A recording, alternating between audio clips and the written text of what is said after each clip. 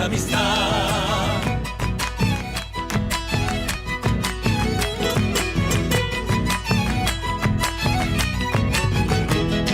El viento que sopla del norte y del sur, llevando viajeros en busca de luz. Hay fiestas, se enciende el fogón, se abrió la tranquera de su corazón.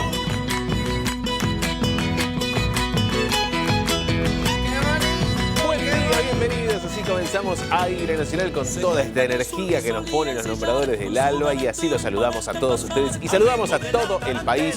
Bienvenidos a Aire Nacional, el programa que hacemos en conjunto, Televisión Pública, Radio Nacional, para llevarles esta hora de dúplex, para conocer un poquito más nuestro país a través de los ojos de la radio, para encontrarnos, para reencontrarnos algunas historias que tal vez conocías y no te acordabas, y también un mundo nuevo para descubrir. Aquí ya están conectadas todas las emisoras de Radio Nacional y enseguida vamos a comenzar esta recorrida. Pero por supuesto, no sin antes hacerte acordar que estamos también en las redes sociales, una forma de completar el programa. Y muy importante, el programa completo también lo podés volver a ver en YouTube, en, por supuesto, el perfil oficial de Televisión Pública, así como los diferentes cortes que vamos publicando en Instagram y en TikTok. Así que los esperamos también en todas las redes sociales, el perfil de Televisión Pública. Ya que estás en Instagram ahí y en TikTok, me podés seguir @basalosebas,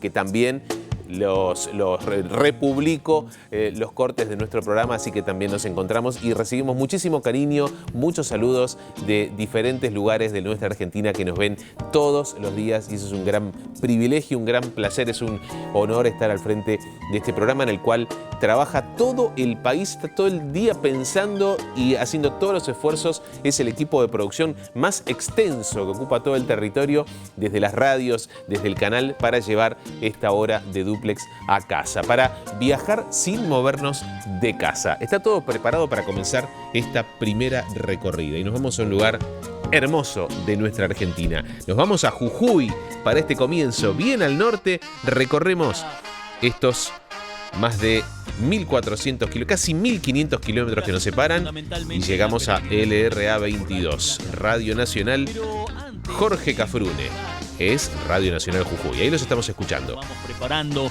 para el ascenso y para el acompañamiento. Quiero saludar a todo el equipo, al querido Fabio Martínez, a Lucía Jiménez, que está allí en la producción general, y a mi compañera de tareas todas las mañanas. El placer de decirte, buen día, Alita, ¿cómo va eso? Buen día, ¿cómo estás, Dani? Muy bien de estar en este tiempo tan importante para los jujeños, para el país, y saber de que es una de las cosas que venimos charlando, ¿no? Hace una semana, sobre esta preparación, creo que física y moral y tantas cosas que hacen a un tiempo de la fe que no se pierde en Jujuy.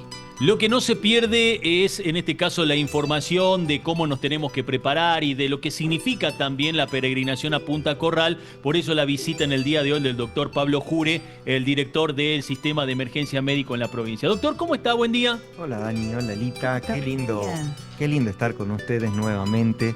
Le agradezco la invitación por estar, pues realmente cada vez que vengo acá me siento como en mi casa. Esta es tu casa, Doc, como siempre. Bueno, nosotros aprovechamos la ocasión y también porque estamos en este preciso instante en Aire Nacional para todo el país, es decirle buen día también a Sebastián, que está ahí del otro lado escuchándonos. Seba, ¿cómo va eso? Buen día. Dani, Ale, qué alegría saludarlos. ¿Cómo están?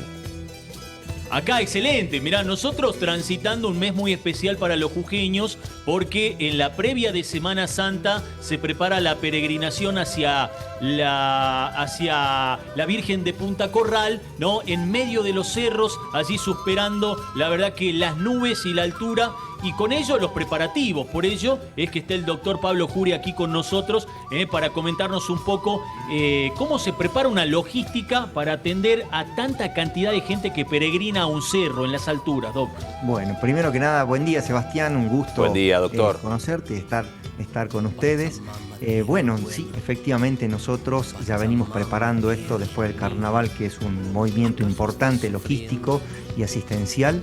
Lo que es la peregrinación de la Virgen de Punta Corral, para nosotros primero que nada es un inmenso honor y un placer, teniendo en cuenta que esta Virgencita ya genera milagros, tanto tiempo previo a su peregrinación, en la gran convocatoria de gente que nos reúne a todos para poder tener un fin común, en este caso la fe y la devoción por nuestra Virgencita. Así que en ese sentido, nosotros teniendo esa devoción por esta Virgencita, que es la razón de ser de nuestro sistema de emergencias médicas de Jujuy y que por hecho es nuestra patrona. Entonces, ¿cómo no acompañarla? ¿Cómo no hacerla crecer? ¿Cómo no lograr más visitantes para que ella pueda depositar su fe y sus milagros en cada uno de los peregrinos que llegan a visitarla? ¿Qué recaudos hay que tomar a la hora de ascender o a la hora de emprender esta marcha? Bueno, mira, Sebastián, yo te comento las condiciones previo para que pueda saber la gente que no es de Jujuy y que últimamente está llegando mucho turismo religioso, que viene gente de todo el país y de otros países a hacer la peregrinación. La Virgencita está a 24 kilómetros a pie desde una localidad que se llama Tumbaya, que está a 50 kilómetros al norte de la provincia de San Salvador de Jujuy, que está a 2.000 metros sobre el nivel del mar, la localidad o el pueblito de Tumbaya. Para ascender a la Virgencita hay que subir por un lecho de río a 3.800 metros durante casi 8 a 12 horas de caminata en ascenso continuo, lo que genera múltiples situaciones de desgaste físico, teniendo en cuenta que hay alrededor de 150.000 personas que ascienden y que tenemos una condición compleja como es el mal agudo de montaña por las condiciones atmosféricas de la altura. Claro. Y por otro lado, también que la gente que va es gente con problemas de salud y precisamente suben para pedirle a la Virgencita, por una cuestión de fe, pedirle el milagro de la curación. Entonces es una población bastante vulnerable la que se encuentra, y por lo tanto tenemos que brindar un sistema de emergencias no solamente médico, sino de acompañamiento en general, con un mega operativo. Nosotros desplazamos casi 400 personas para lo que es la asistencia de toda esta gente, y desde el sistema de emergencia, que ya voy a ahondar. Pero ¿qué tenemos que tener en cuenta? Lo más importante es poder hacer el examen médico previo al ascenso, tener un control con su médico de cabecera, que pueda pedirle un laboratorio, que pueda hacerle una radiografía, un electrocardiograma, una prueba de esfuerzo como una ergometría, y también aquellos que tuvieron problemas respiratorios o COVID, una espirometría para saber sus capacidades respiratorias, ya que va a tener una demanda tremenda. En segunda instancia, hacer una preparación física previa. Tenemos que hacer un entrenamiento de al menos 2 o 3 horitas de caminata en cuanto a lo que es a la semana o por día, teniendo en cuenta una alimentación adecuada también para soportar la exigencia que hay. Y por otro lado, tener en cuenta cada vez que vayamos a ascender, en ese lugar no hay agua potable, no hay servicio eléctrico, no hay servicio de gas, no hubo servicio de comunicaciones, por lo tanto lo único que hay es la peregrinación propia de cada peregrino.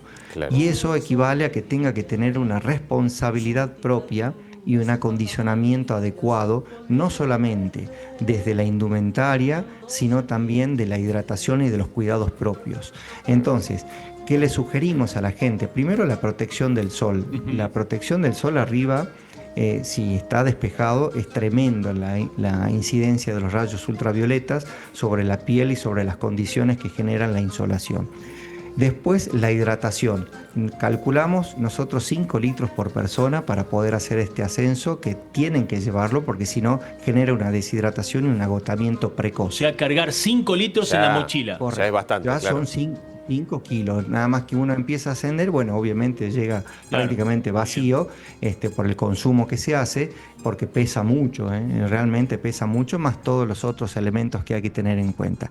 Por supuesto, la indumentaria, la mejor indumentaria que tenga, desde el calzado adecuado, los pantalones, la ropa que tiene que ser de distintas características de acuerdo al clima, si hace calor, si hace frío, si está lloviendo, tenemos Hay todas mucha las... amplitud térmica, Doc, le contamos también que eso es importante. Hablaba 24 kilómetros, entre 8, 10, 12 horas, depende del ritmo. Sí, sí. Y una Y por amplitud donde térmica, vas. claro, que lógicamente influye también en el estado físico, ¿no? A medida que va ascendiendo el cerro. Recién hablaba del sol y del calor. ¿Temperaturas superiores a cuánto? Bueno, nosotros a la madrugada hace 1 o 2 grados bajo cero y después durante el día puede llegar a 30 grados. Entonces la incidencia y la amplitud térmica es tremenda, la variación de presión atmosférica es tremenda y la variación de humedad también. Son los 3 factores Sí. que generan la alteración y producen el mal agudo de montaña. Con respecto a lo climático, ¿no? Que esto es realmente una prueba aparte, este rango tan grande de temperatura. ¿A qué hora se recomienda entonces emprender la marcha? ¿A qué hora hay que salir, digo, como para que también las condiciones del clima no nos afecten? Depende la condición física de cada persona que vaya, se arma la estrategia de caminata. En una condición normal, habitual, digamos, sin el entrenamiento, sin las condiciones, nosotros sugerimos que salga a la madrugada. ¿Qué es la madrugada? Entre las 4 y las 5 de la mañana que comience el ascenso para poder llegar entre las 2 y las 3 de la tarde, entre 8 a 10 horas, que es la caminata habitual. La gente que tiene mayor estado físico lo hace mucho más rápido, pero la gran mayoría que va por una cuestión de fe y tiene algunas patologías lo hace en 12 horas y a veces más. Entonces ahí tiene que armar su estrategia en cada uno de los lugares como para poder evitar los extremos climáticos, tanto el frío extremo como el calor extremo. Así que en ese sentido muchas veces la gente posta en distintos lugares, se queda, descansa unas cuantas horas y después retoma la actividad para poder llegar hasta el santuario. Claro. Otro tema que por ahí comentamos, Sebas, es que no es lo mismo una peregrinación por un lugar urbano donde el camino puede estar en mejor condiciones, que digamos siguiendo por ahí lo que es un río, ¿no? O pura piedra, con lo que esto implica, ¿no? Tantos kilómetros en ascenso en una montaña, ¿no? Sí. Correcto, bueno, eso para nosotros es un gran desafío, tremendo desafío sanitario, poder contener, asistir y tener en cuenta 150.000 personas con un promedio de 9.000 atenciones que hacemos en cada operativo que hacemos, ¿no? ¿Qué es lo que más atiende o acude la gente, el peregrino por allí a tener asistencia médica? Son 2 cosas, una es en el ascenso, que terminan en lo que es la parte de Punta Corral con lo primero y la mayor causa de consultas y de asistencia son de mal agudo de montaña, que eso genera hipertensión, diabetes descompensada, dificultad respiratoria, un agotamiento físico tremendo, donde llegan con calambres, con una deshidratación moderada y a veces graves. Muchas veces los que tienen patologías de base como los convulsivos generan un mayor riesgo de hacer convulsiones en la altura por la falta de oxigenación. Los hipertensos se desencadenan, los diabéticos también. Entonces hay múltiples situaciones en el ascenso de la parte clínica. Claro. No así en el descenso, que ya están agotados, donde hay muchas situaciones traumatológicas. Los esguinces de tobillo, los esguinces de rodilla, los desgarros musculares, los agotamientos y las lesiones de columna también son importantes, lo que los anula en el descenso prácticamente. Por eso es que nosotros aconsejamos a todos los peregrinos que vayan con 2 bastones, porque los 2 bastones nos disminuyen prácticamente un 20% del riesgo de generar esguinces, de generar lesiones musculares y que equilibran el peso con el tren superior también. Nos queda el último minuto. Esto es realmente meritorio para todo aquel que lo emprende y es un orgullo que nos pueda contar todas estas alternativas. En Tilcara se dio la situación. ¿Es un mito, es una realidad lo que sucedió con la Virgencita de aquel equipo del 86 que fue a pedirle y bueno, y durante muchos años que no volvían, tuvimos una suerte medio errática? ¿Esto es así? ¿Forma parte del mito, de la leyenda urbana? Y son las dos cosas, el mito lo tiene que interpretar cada ciudadano. Para nosotros siempre va a ser una realidad porque es parte de la cultura nuestra.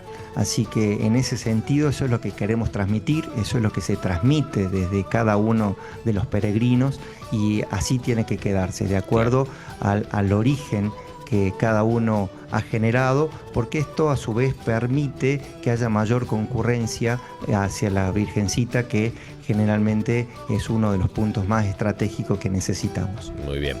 Doctor, muchas gracias por todas estas recomendaciones. Y bueno, Ale, Dani, siempre un gran gusto verlos, ¿eh? Igualmente. Gracias, Sebastián. Siempre le pregunto a Sebastián Sí. si se anima. ¿Te vas a animar algún día a subir, a peregrinar a la Virgencita de Punta Corral? Pero por supuesto, sí, me animo. Hay que, como dice el doctor, hay que seguir al pie de la letra todas las Prepararse. recomendaciones porque te digo que es un desafío importante, ¿eh? Todo ese ripio, los caminos, la amplitud térmica, no es para cualquiera, pero sí. Si me acompañás vos, Dani y Ale, lo hacemos. Yo voy. Yo voy muchas con, veces. ¿eh? Yo voy con el agua, voy de aguatera. Es una experiencia única e El irrepetible. dispenser, ¿no? 180 años lleva esta peregrinación Muy y hace bien. sumarte todo el equipo de trabajo, ¿Cómo los no? grandes de Sicuri, que son impresionantes, que bueno, ya vas a ver las imágenes y ojalá que algún día puedas venir a acompañarnos ¿Cómo a esto no? que es tan nuestro y tan argentino, ¿no? En Será cuanto a la fe que no se pierde. Será un gran placer. Les mandamos un abrazo muy grande, gracias. Allí estuvimos Gracias, en Sebastián. Jujuy, en Radio Nacional, con una de las celebraciones y las tradiciones más importantes que tiene nuestro norte. Pero ahora cambiamos de punto cardinal. Hacemos un cambio de frente y nos vamos a la provincia de Entre Ríos, a Gualeguaychú, a la tierra del carnaval en LRA 42. Saludamos a nuestros queridos amigos, a Estela, a Juan. Buen día, Ahí los ¿cómo estamos va? viendo. ¿Cómo estás, ¿Cómo Estela? estás? Gran gusto, Sebastián. Bien, lo más bien. Bueno, qué placer Y verlos, ¿eh? te contamos que hoy vamos a visitar, y lo van a ver ustedes en imágenes, a un tesoro que tenemos en Gualeguaychú, un tesoro cultural, que es el Instituto Mañasco, y están con nosotros la profesora Leticia Mascheroni, que nos va a contar detalles de la historia tan rica que tiene el instituto, y la museóloga del instituto, que es Liliana Esquivel, porque esta obra, lo veníamos adelantando, esta obra nació en 1898 y fue la obra ideada, soñada por dos mujeres en una época en que no era tan fácil, ¿no? Tener acceso, la mujer, ¿no?, a determinadas cuestiones. Las creadoras del Instituto Mañasco fueron Luisa Buñone y Camila Nievas. En principio, le voy a hacer una síntesis, así no repetimos esto, pero en principio se llamó Sociedad por la Patria y el Hogar, y luego, cuando muere Osvaldo Mañasco, que fue un benefactor de la obra, pasó a llamarse Instituto Mañasco. Bueno, es interesantísima la historia de estas dos mujeres muy jóvenes, porque, ¿verdad, Leticia? ¿Cuántos años tenían aproximadamente? Tenía 20 años. Ajá. Acércate un poquito más. Ajá. Tenía 20 años. Ella había nacido en 1878 y a los 20 años se funda el Mañasco. Claro. Un 19 de junio. Claro. Y también es importante destacar que si bien se funda en esa fecha, el edificio actual que ustedes van a ver en un ratito en imágenes data del año 1942. Y Leticia, ¿qué pasó ese año? No pudo estar Camila. Sino porque había fallecido el año anterior y ahí entre medio de los andamios y la construcción fue velada. ¿Cuál fue el objetivo de esta, en principio, Sociedad por la Patria y el Hogar? El objetivo era darle un espacio a la mujer en los aspectos culturales que prácticamente un poco le estaba vedado, recluida a las tareas del hogar, a sus hijos, a cuidar a su esposo, Lo doméstico. solo a lo doméstico. Entonces, pero ya se vislumbraba a nivel mundial, diría yo, en Europa sobre Sí. todo, que teníamos mucha influencia. Entonces ellas vieron la posibilidad y tuvieron una repercusión inmediata. Empezaron con cursos, se daba idioma, se daban conferencias, conciertos, hasta consiguieron un piano para poder hacerlo. Entonces eso fue atrayendo y haciendo que como enjambre las mujeres de Gualeguaychú empezaran a acercarse y a tener mucho éxito. Claro. Sí, Lo- perdón, Liliana, sí, se va. No, me imagino en esa época, en esos tiempos, ¿no? Esto de si hoy le es difícil a la mujer emprender algunas cosas, lo que habrá sido hace 100 años, ¿no? Hace 150 años. Claro. Exactamente, sí, sí. Por eso yo les decía que no hay que sacarlos del contexto Claro, claro. en que se produjeron los hechos. Sí. Bien. Y, Sí, y Juan. para compartir, bueno, Sebastián y con todos, aquí ha habido todo un camino y un proceso en donde hoy tenemos un patrimonio que, ¿cómo podríamos describir los ejes del patrimonio que tenemos como museo, Liliana? Buenos días a todos, muchas gracias. Y sí, bueno, el patrimonio es riquísimo, está clasificado en distintas salas, tiene una pinacoteca bellísima y muy importante, donde, bueno, por nombrar algo que todos conocemos, tenemos obras de Quinquela Martín. Luego tenemos una sala de personajes destacados de la ciudad de Gualeguaychú, donde por supuesto destacamos a las fundadoras, a Luisa, a Camila, a Mañasco como su benefactor, y así distintas personalidades, ¿no? Y objetos, porque no solamente están sus biografías, sino que objetos que pertenecieron a ellos. Una línea de tiempo también muy importante que nos ubica en ese contexto. Luego en el piso superior tenemos lo que es la oploteca o sala de armas antiguas, que también tiene unos relatos muy importantes. No solamente es tener los objetos dispuestos, ¿sí? Que la gente se encuentre con parte de la historia que también los atraviesa, ¿sí? Porque Claro. convengamos que el museo es nuestra historia local, también parte de nuestra historia regional y nacional. Gente se siente interpelada.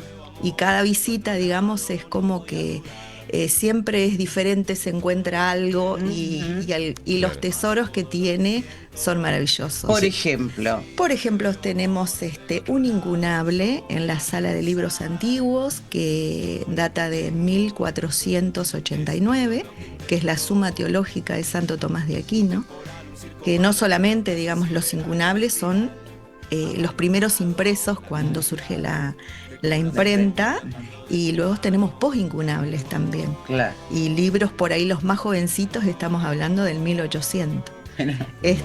Sí, también una sala de medallas y monedas. La colección numismática es bellísima, y tenemos también dracmas, tetradracmas. Tetradracarios, ¿no? Sí, o sea, en realidad está en estudio, porque todavía no se ha no logrado. podemos aseverar que sea como tal. Sí, la sala de música también tiene todo un relato, y bueno, y tenemos Qué maravilla. estos instrumentos importantísimos. Qué maravilla poder descubrir y que esté abierto al pueblo para que lo visite. Además, el instituto cuenta con una escuela de capacitación laboral. Así es, justamente la Escuela Camila Nieva, que lleva el nombre de la fundadora. Si bien eso está dentro de la misma institución, pero está aparte, con una dirección aparte. Sí, hay muchos cursos que se llevan a cabo que tienen una convocatoria que, bueno, esta semana se tuvo que cerrar porque hay cursos como de refrigeración, de restauración, digamos, que tienen una convocatoria increíble. Sí, sí, sí. Eso se mueve un montón. Y también tiene un salón de actos muy interesante, muy importante, donde habitualmente y todas las semanas hay algún tipo de espectáculo, obra de teatro, músicos. Es decir, es un lugar hermosísimo, Sebastián, para que quienes visitan Gualeguaychú puedan llegarse, porque está abierto, siempre está abierto, está dentro del circuito turístico de Gualeguaychú. Sí, Sebastián. Sí, estábamos recorriendo algunas de las imágenes de algunas de las piezas. ¿Cuál es la historia que tiene para contar a través de esta institución, de este instituto? Digo, porque la provincia también cuenta su historia, ¿no? Los ciudadanos cuentan su historia a través de todo esto. Si tuviéramos que, acompañando el planteo de Sebastián, Leticia, ¿expresa un periodo o tenemos ahí hay un desafío de organización, me parece, porque es como que ha habido como un camino de, diría yo, de recolección de bienes valiosos que después hay toda una tarea de ordenamiento, ¿no? Sí, y Camila, por ejemplo, un aspecto que ella se destacó mucho y le dio mucho valor fue a la biblioteca. Se preocupó muchísimo por conseguir ejemplares, escribía a las editoriales, que no eran como las de ahora, por supuesto, pero incluso el gobierno de la provincia la becó a ella para ir a Alemania, a la biblioteca de Berlín, que era una de las más reconocidas de la época por la década de 1935, 33, 34, y ella fue con su esposo, el Leo Capdevila, que era un eximio concertista de piano, y fue con ella y después hizo una memoria que fue extraordinaria. Leerla, incluso ella tuvo que tomar algunas lecciones de alemán para poder, y bueno, estuve haciendo un trabajo sobre la correspondencia que mantenía Camila. Ay, qué porque en lindo. aquella época era todo escrito, no había otra manera. Y bueno, Era comunicación de puño y letra, literal. letra, y las Sí. cartas los contactos que mantenía Camila Nieva con políticos, escritores y todo, es fantástico. Estoy haciendo un trabajo precisamente sobre ese aspecto de ella. Y bueno, y precisamente la biblioteca fue, que como dijo Estela, fue la primera fundada en el país por mujeres. Ella tenía gran admiración por Olegario Víctor Andrade. Por eso ya a su escuelita, en su escuela del puerto, había fundado la Sociedad Andrade. Es decir, el nombre de Andrade alrededor de Camila es consecuente. Y entonces le puso el nombre y la llamó, como estamos ahora en eso, biblioteca ambulatoria. Qué bien. Porque ella también iba a las escuelas con la cantidad de libros que había logrado conseguir. Claro. Porque ella decía que para que la mujer creciera tenía que salir de la ignorancia ilustrada. Ilustrar la ignorancia, decía Camila.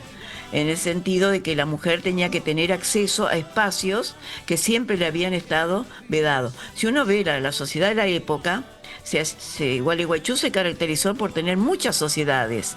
La sociedad lírica, la sociedad musical, pero eran todas formadas por varones. Claro. Jóvenes ¿Qué? estudiantes que soñaban con el Club Recreo mismo, fue fundado solamente por hombres, entonces las mujeres no tenían mucho espacio. Sí, Claro. Sebastián. ¿Qué días se puede visitar? El museo está abierto, en realidad la biblioteca todos los días de 16 a 20 horas. Y el museo por el momento los días martes y jueves de 16 a 20 también. Muy bien. Estamos viendo la posibilidad de poder ampliar estos horarios, digamos, porque hay mucha demanda. Claro. Sobre todo en tiempos de actividad escolar, Claro. que las visitas se adecúan también a los horarios que tienen Claro. las escuelas. Muy bien, los dejamos continuar con la conversación y les agradecemos Bueno. mucho este momento. Estela, Juan, un gran Gracias, gusto. Seba. Gracias, Siempre, adiós. gracias. Nos dimos una vuelta por Gualeguaychú, en la provincia de Entre Ríos, otro de los tantos destinos que tenemos en aire nacional. Y hay muchos más. Enseguida, después del corte, en esta pausa nos vamos viendo a la Argentina, por supuesto. Ya volvemos. Demos un paseo. Vuelta Del zorzal, quisiera poder estar para sentirme paisaje y el verde de tu nogal, para sentirme paisaje y el verde de tu nogal. Quisiera cuando me muera me entierren bajo un hogar para recorrer sus ramas y así en su fruto brotar. Para recorrer sus ramas y así en su fruto brotar.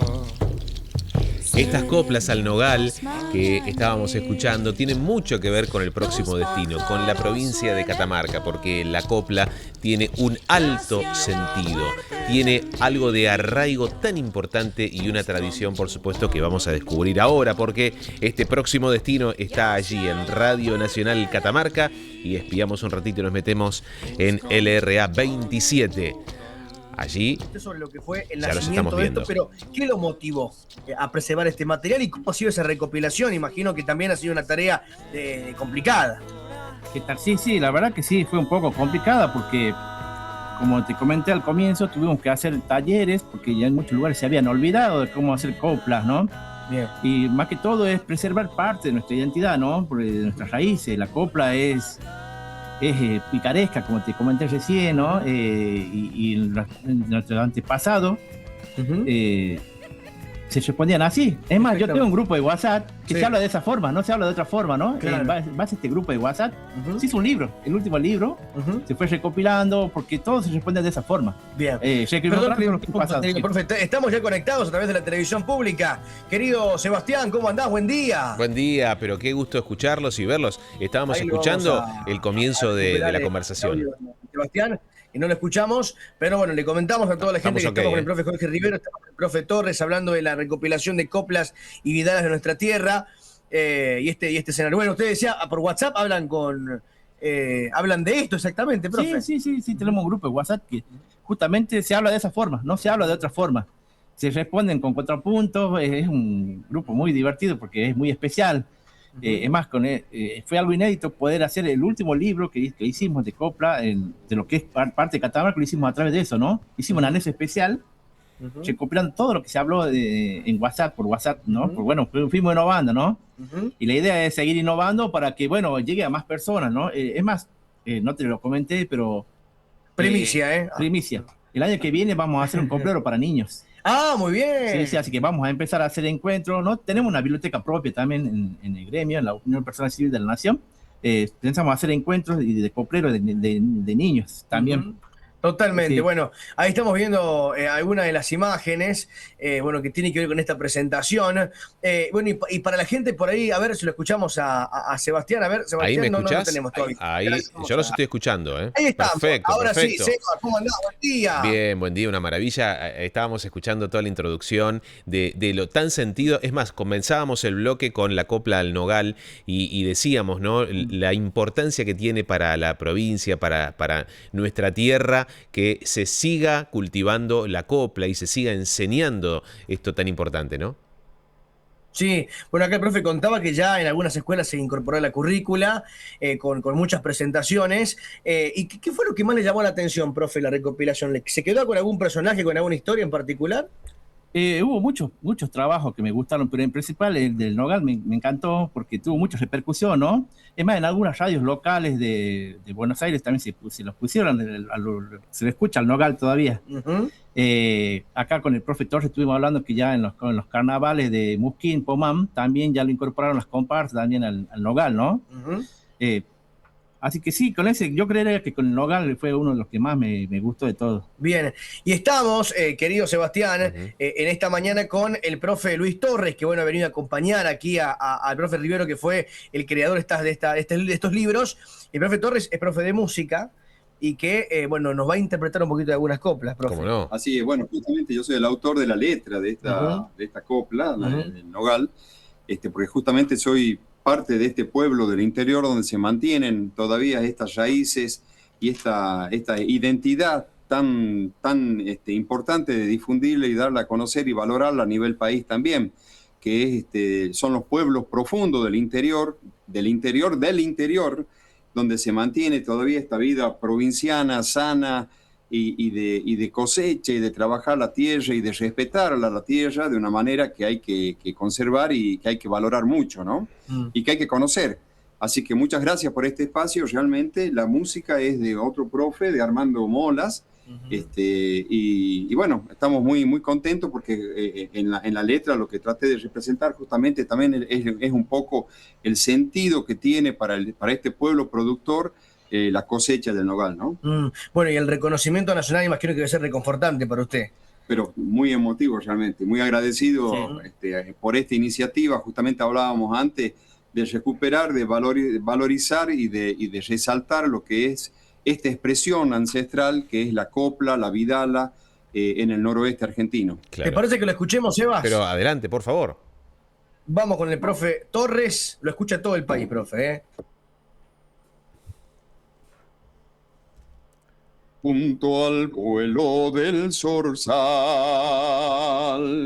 quisiera poder estar para sentirme paisaje y el verde de tu nogal, para sentirme paisaje y el verde de tu nogal. Quisiera cuando me muera me entierren bajo un nogal para recorrer sus ramas y así en su fruto brotar, para recorrer sus ramas y así en su fruto brotar. Serenatas mañaneras los pájaros suelen dar, y hacia la muerte del día buscando van al nogal,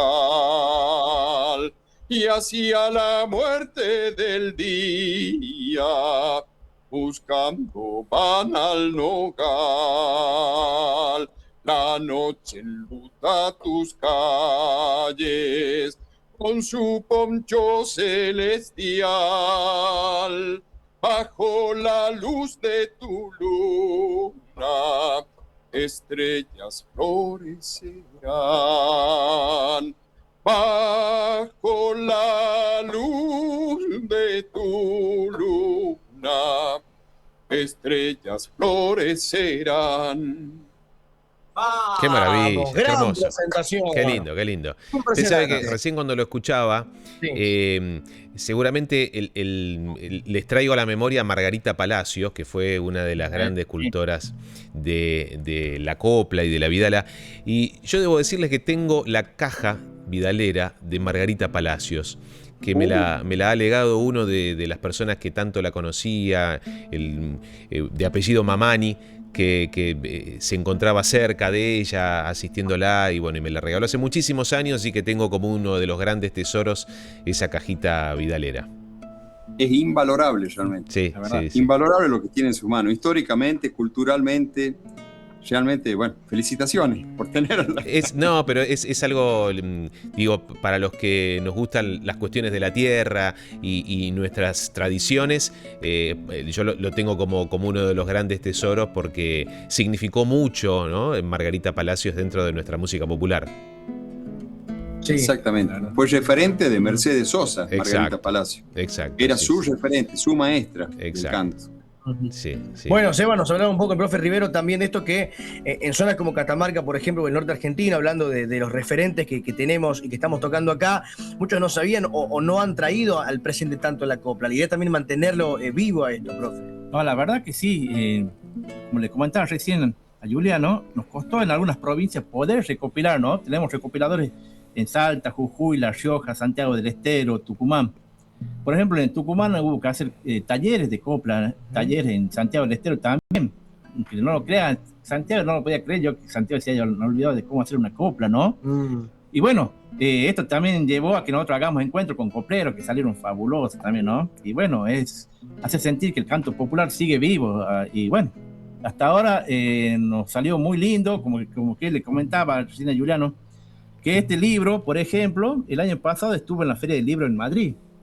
Hemos trascendido la frontera sin querer. Qué grande. También fue declarado de interés parlamentario y educativo en la provincia de Catamarca, en la Cámara de Diputados, ¿no? En Santiago del Estero, en el municipio de Santiago del Estero, Jujuy y Salta, ¿no? Y acá estamos viendo algunas de las presentaciones de los libros, ahí en pantalla también, y esto de que traspase o llegue a nivel internacional, tremendo, profe. Sí, la verdad que sí. ¿Qué dijo el español al leer esto? En realidad fue una iniciativa de la gente de Santiago del Estero, que lo llevaron, ellos tuvieron un espacio y bueno, aprovechamos y lo pusimos ahí al libro. Sí, no, estaban muy contentos, ¿no? La verdad que tuvo muy buena repercusión. Les comento que estos libros no están a la venta, los hemos regalado, los hemos donado a las escuelas, a las bibliotecas. Por cada libro se imprimieron 3.000 libros, fueron repartidos por todo el país. O sea que nuestro trabajo no es con ninguna remuneración económica, sino que es el placer de haber podido contribuir a la cultura, ¿no? Y preservar parte de nuestras raíces, nuestra identidad, que es lo más importante. Por supuesto. Por hoy están perdiendo, ¿no?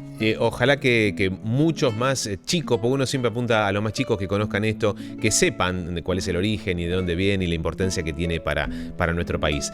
Así que les agradecemos mucho este momento. Los dejamos continuar con la conversación. Gracias, Julián. Un abrazo muy grande. Abrazo grande, Sebas, que andes muy bien. Muchas gracias. Allí estuvimos en Catamarca, en el norte, y todavía hay mucho más por recorrer. Hay otro destino que nos está esperando en instantes después de la pausa. Y nos vamos al corte viendo nuestra Argentina. Ya volvemos. Remolino mezcla los besos y la ausencia, imágenes paganas se desnudan en sueños. Para entregarlo todo a la libertad en la primera, ese fuego que ilumina el mundo. Nunca nadie va a vivir mi vida, mucho menos a morir mi muerte. Con el tiempo. Acuérdate que estamos en las redes sociales y por supuesto hay mucha gente que se suma y nos comenta algunas cositas que tienen que ver con los diferentes destinos y por supuesto las diferentes historias que vamos contando. Como esta historia muy particular que nos espera ahora en la provincia de Santa Fe. Y allí nos vamos. Estamos en Radio Nacional Santa Fe, en LRA 14. Y ya... Aquí estamos. Ahí estamos. Ahí está, los estamos viendo. ¿Cómo va? Bien, muy bien, buen día. Estamos aquí junto a una artista, ceramista, docente, impulsora de un taller que se brinda municipal en la zona de la costa santafesina, que tiene que ver con la cerámica litoraleña, que se llama Juliana Frías. ¿Cómo estás? Hola, es un placer estar acá. Gracias por la invitación. Tenemos acá algunas piezas, incluso en el estudio, que nos ha acomodado muy amablemente, porque es una cerámica que es el resultado de la utilización de nuestro barro, si se quiere, se puede decir así, que está debajo del río, ¿no? De las lagunas y de los ríos de aquí de nuestra zona. Sí, es el barro local, nuestro barrito bendito, que esperamos que baje el río para ir a cosecharlo. Barro de La Guardia, un barrio más de Santa Fe que empieza el camino de la costa. Y que vos decías tiene características de lo que es el color, producto de los materiales con los que se trabaja, ¿no? En este tipo de cerámica. Claro, el color de este barro tiene que ver con la composición que tiene hierro, entonces nos va a dar un poco de naranja, tiene arena, entonces tiene una textura, un cuerpo, una plasticidad. Cuando nosotros lo vamos y lo buscamos, es oscuro, es marrón oscuro, por eso le decimos barro negro, ¿tá? En Córdoba, por ejemplo, en Misiones vamos a ver un barro rojo, que es divino, sí. O sea, más rojizo. Incluso el de Córdoba tiene brillito, tiene mica. El nuestro es bien oscuro, tiene arena, pero después, cuando se lo cocina, cambia su color y queda naranja, como los ladrillos que decíamos hoy, y de distintos tonos naranjas, ¿no? Cuanto más suaves son esos tonos, más ocres apagados, es porque fue a menos temperatura de cocción. Todo esto puede llegar a 900 grados, hasta 1000 puede resistir en quemas que pueden ser tradicionales, de fogata, de un hornito a leña o en hornos eléctricos también. Claro. Así que sí, el barro nos aporta mucho, es parte de nuestra identidad. Decíamos hoy que hay muchas creencias que del mitológicas, ¿no? Que salimos del barro, que nos modelaron con barro y que después vamos a hacer polvo. Claro, materia, ¿no? Pero La es una materia. idea de integrarnos Claro, a nuestra claro. madre tierra. Claro. Y son talleres que están destinados a todas las edades, Sebastián, porque hay niños que juegan con el barro y pueden elaborar distintas figuras que representan nuestra naturaleza o nuestra flora y fauna, y también adultos y adultos mayores que se animan y que es terapéutico en muchos casos. Sí, es terapéutico. Es terapéutico porque nos hace bien.